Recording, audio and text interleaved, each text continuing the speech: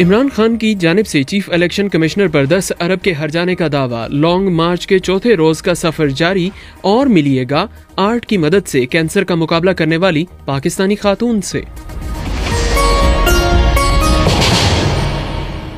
یہ BBC Urdu service ہے۔ عبید ملک سے خبریں سنیے۔ چیئرمین تحریک انصاف عمران خان نے آج کاموکی میں چوتھے روز لانگ مارچ سے خطاب کرتے ہوئے کہا کہ وہ فورن فنڈنگ اور توشہ خانہ میں ساکھ کو نقصان پہنچانے پر چیف الیکشن کمشنر پر 10 ارب کے ہرجانے کا دعویٰ کریں گے۔ ان کا مزید کہنا تھا، میں آج پہلے تو اناؤنس کر رہا ہوں کہ 10 ارب روپے کا ہرجانہ اس لیے کر رہا ہوں کیونکہ اس نے میری دیانتداری کے اوپر سوالیہ نشان کیا، اور یہ جو اس نے فیصلہ کیا اس لیے میں اس کے اوپر ہرجانہ کروں گا کہ تل آگے تم کسی کے کہنے پہ لوگوں کے اوپر ان کی ریپوٹیشن اس طرح نہ برباد کرو۔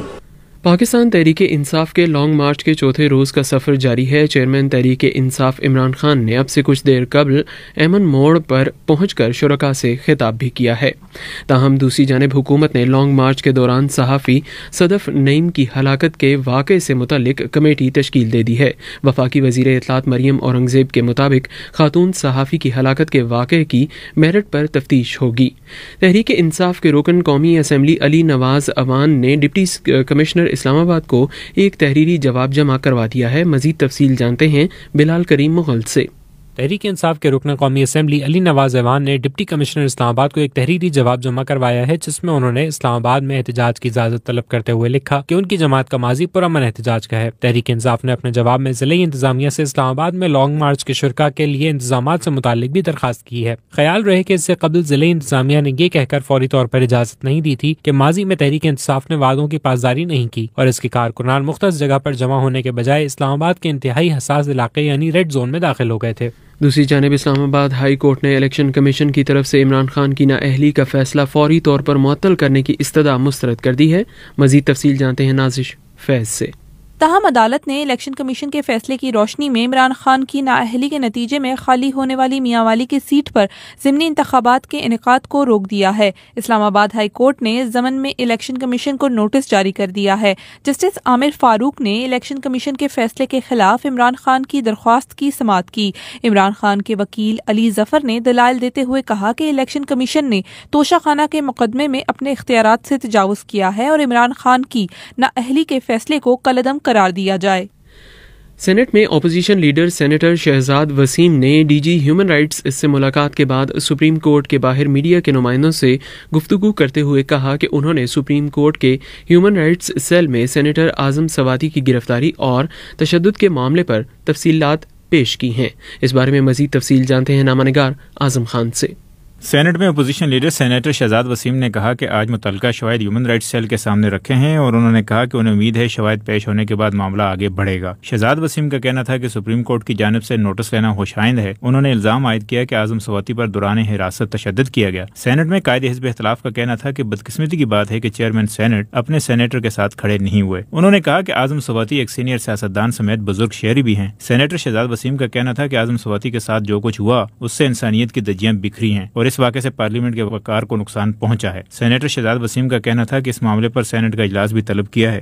ایران سے خبر شامل کرتے ہیں، جہاں ایرانی انتظامیہ کی جانب سے جاری ہونے والے ایک حالیہ بیان میں یہ کہا گیا ہے کہ ملک میں 6 ہفتوں سے جاری حکومت مخالف مظاہروں میں اب تک 1000 سے زیادہ افراد کو حراست میں لیا جا چکا ہے۔ ایرانی خبر رساں ادارے تسنیم کے مطابق جن لوگوں کو حراست میں لیا گیا ہے ان کو عوامی مقامات پر سزائیں دی جائیں گی۔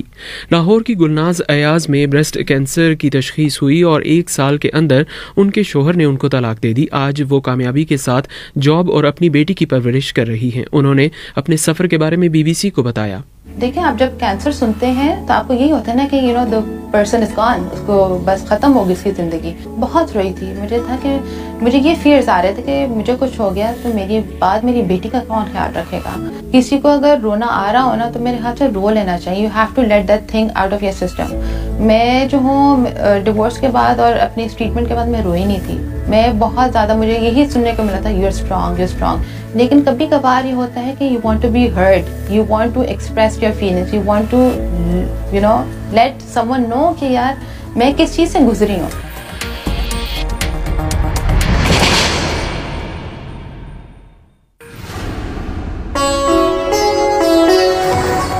BBC ग्लोबल न्यूज बीट आप हर शब 8 बजे से सुबह 1 बजे तक हर घंटे के बाद हमारे पार्टनर FM रेडियो चैनल्स पर सुन सकते हैं।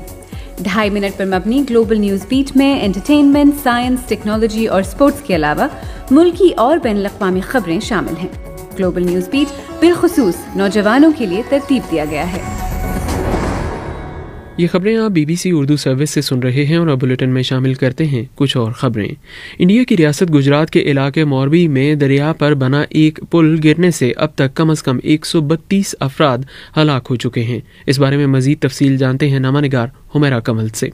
तकरीबन 1 सदी पुराने इस पुल को हाल ही में मुरम्मत के बाद आवाम के लिए खोला गया था। गुजरात के वजीर दाखिला ने कहा है कि मरने वालों की तादाद 141 हो गई है। राजकोट से बीजेपी के रुकने पार्लियामेंट मोहन भाई कल्याण जी कंडारिया ने BBC के नामा निगार दिलनवाज पाशा को बताया कि जख्मियों की तादाद अब भी कम है, लेकिन पानी में डूबे हुए लोगों की तलाश का काम जारी है। बीजेपी के रुकने पार्लियामेंट ने खदशा जाहिर किया कि मरने वालों में ज्यादातर बच्चे हो सकते हैं। उनका कहना है कि 15 मिनट में 50 से ज्यादा एम्बुलेंसेज मौके पर पहुंच गईं। ताहम इत्तलात के मुताबिक हादसे के बाद से अब तक 170 लोगों को ही बचाया जा सका है। बलूचिस्तान से खबर शामिल करते हैं, जहां जिला खुजदार में कम उम्री में ब्याही जाने वाली एक बच्ची को पुलिस ने बाजियाब करवाकर उसके वालिदैन के हवाले कर दिया है।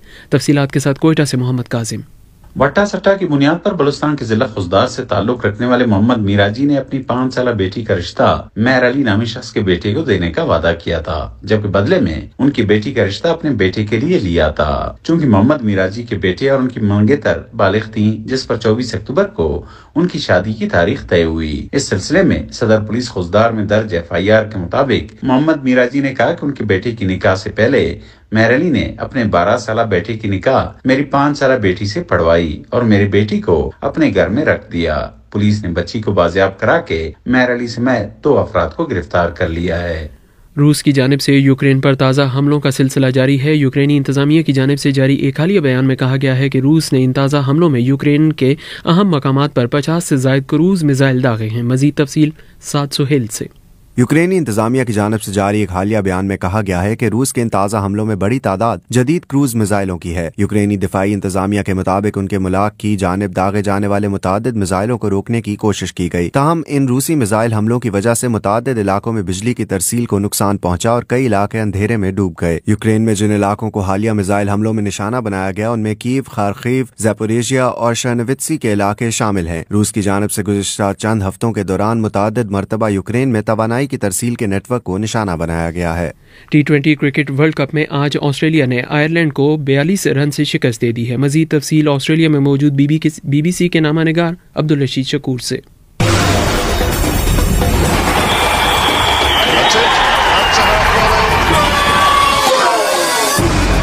हॉलैंड के खिलाफ जीत के बावजूद पाकिस्तानी क्रिकेट टीम के लिए सेमीफाइनल तक जाने का रास्ता तकरीबन बंद हो चुका है, क्योंकि भारत जनूबी अफ्रीका से हार गया और अब पाकिस्तानी टीम के लिए सेमीफाइनल में पहुंचने की एक ही सूरत है कि वो न सिर्फ जनूबी अफ्रीका और बांग्लादेश को हराए, बल्कि जनूबी अफ्रीका हॉलैंड से भी हार जाए, या उनका मैच बारिश की नजर हो जाए और भारत जिम्बाब्वे को शिकस्त दे दे, या फिर भारत के आखिरी दोनों मैचेस बारिश की वजह से न हों। जाहिर है कि अब सब कुछ कुदरत पर मुनहसिर है, जैसा कि पाकिस्तानी टीम के हेड कोच सकलैन मुश्ताक अक्सर ये बात कहते रहते हैं। पाकिस्तानी टीम हॉलैंड के खिलाफ जरूर जीती, लेकिन 92 रन तक पहुंचने तक उसने 4 विकेटें गंवाई। सबसे बड़ी मायूसी कप्तान बाबर आजम का रन्स न करना है, जो तीनों मैचों में सिर्फ 8 रन तक पहुंच पाए हैं। दूसरी जानिब फास्ट बॉलर शाहीन शाह आफरीदी का कहना है कि वो मैच फिटनेस बहाल करने की कोशिश कर रहे हैं। कोशिश कर रहा हूँ अपना 100% देने की, और आई थिंक पेस मेरी पहले भी ऐसी थी, मेरी एवरेज 135 और 140 के दरमियान ही आती है। तो मैं कोशिश कर रहा हूँ कि जो फिटनेस है उसको वापस बहाल करूँ। मैच वाली फिटनेस अलग होती है, और ऑफ कोर्स 3 महीने के बाद अगर आप कोई मैच खेलते हैं तो उसमें आपकी फुल जान नहीं लगती। शाहीन आफरीदी 3 माह बाद दोबारा टीम में वापस आए हैं और भारत और जिम्बाब्वे के खिलाफ कोई विकेट हासिल न करने के बाद उन्होंने हॉलैंड के खिलाफ इस टूर्नामेंट में अपनी पहली विकेट हासिल की। और अब पाकिस्तान में मौसम की सूरत हाल। महकमा मौसमियात के मुताबिक आज मुल्क के बेशतर मैदानी इलाकों में मौसम खुश्क रहेगा, ताहम गिलगित बल्तिस्तान, बालाई खैबर पख्तूनख्वा और कश्मीर में चंद मकामात पर तेज़ हवाओं और गरज चमक के साथ बारिश का इम्कान है। ये खबरें आप BBC उर्दू सर्विस से सुन रहे थे।